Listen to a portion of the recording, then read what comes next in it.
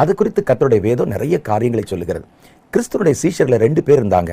அந்த 2 பேர்ல அது மொத்தம் 12 பேர், குறிப்பா 2 பேர். 2 பேரும் கர்த்தரை மறுதலித்து விழுந்து போனார்கள். ஆனா ஒருவர் அதில் தப்பித்துக் கொண்டார். இன்னொருவர் தன்னை மாய்த்து கொண்டு தற்கொலை செய்து கொண்டார். 2 பேரும் செய்தது ஒரே பாவம் தான். 2 பேரும் செய்தது ஒரே மாதிரி தான்.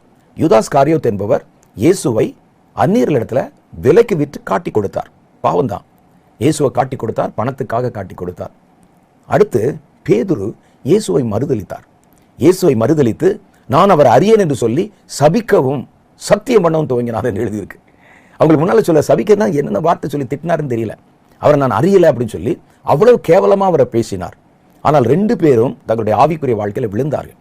ஆனால் ஒருவன் தன்னுடைய விழுகையை நினைத்து வெளியே போய் மனம் கசந்து அழுது அந்த விழுகையிலிருந்து எழுவதற்கான வாய்ப்புகளை அவன் தேடினான்.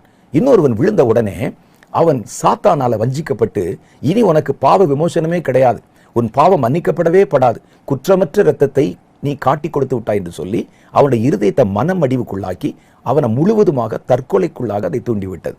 பாருங்க, யூதாஸ் ஒருவேளை அப்ப ஜெபம் பண்ணியிருந்தா அவர் பாவம் மன்னிக்கப்பட்டிருக்குமா என்று கேட்டால் கண்டிப்பா மன்னிக்கப்பட்டிருக்கும்.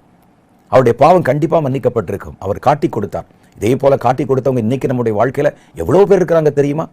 அவர்கள் வந்து மன்னிப்பு கேட்டால் கர்த்தர் மன்னிக்க மனம் பெருத்தவராக இருக்கிறார்.